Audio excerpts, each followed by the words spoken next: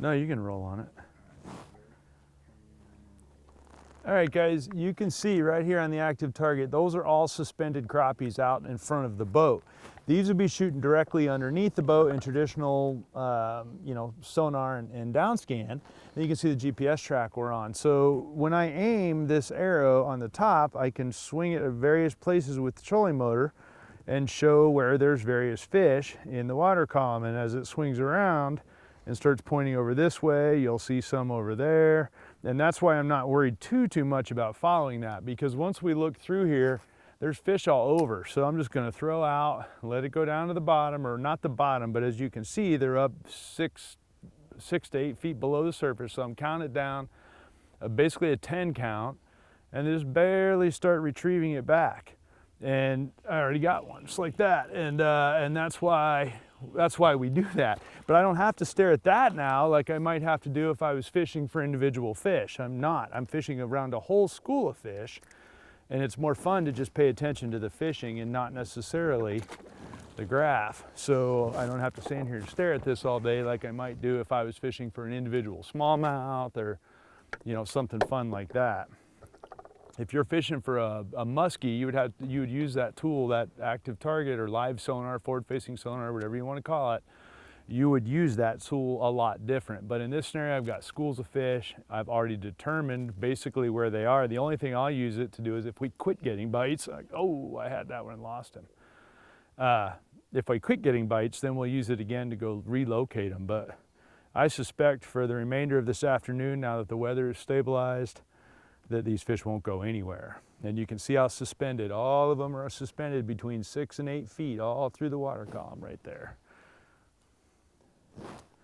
Those ones are over here. We'll see if we can verify that. So throw it over there to where, because the arrow's pointed over there. 3, 4, 5, 6, 7, 8, 9, 10.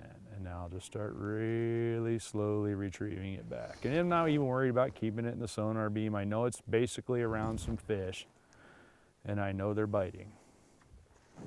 Got that one, just like that. And I don't care who you are, that's fun right there.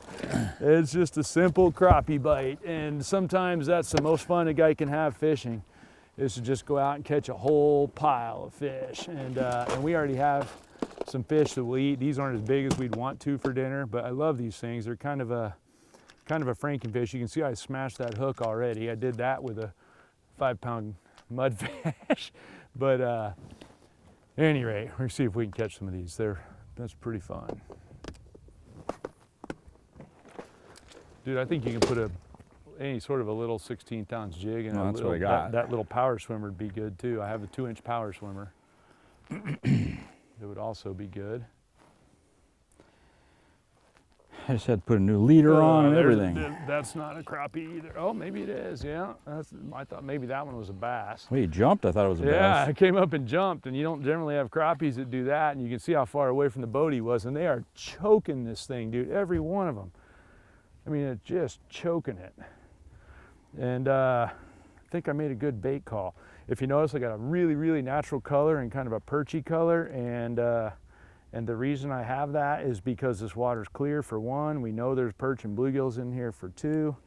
And so I didn't want any sort of a hot color. You know, everybody likes bright colors, I get it, but I didn't feel like it was necessary here. I have them in chartreuse in the box. I have them in red. I have white ones. I have one that I really like that's basically clear with glitter in it. It's called Silver Bullet. It's one of my favorite colors in this particular bait, especially in the clear water. And I'm sure we could catch some with that as well. I'm gonna go pull the boat out off the weed line here. We got too shallow. And I want to point out that one thing I am using right now is one of my absolute favorite fishing rods. Oh, come on, Chad. One of my absolute favorite fishing rods. It's a 6'10" medium light extra fast Xenon.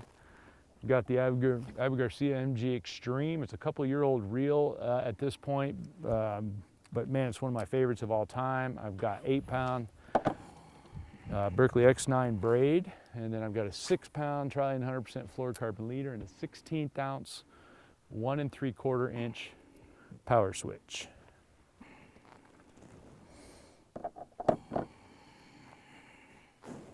And this combo for me is normally what I would say a gulp minnow rod. So it's almost always got either a 1/16 or an 1/8 ounce jig head on it. And I got that one. And it's an incredibly sensitive rod, and it's an incredibly lightweight rod, and it's perfect for catching crappies one after the other. And he choked it again. I think they like that bait. Yeah, I think that's one way to put it.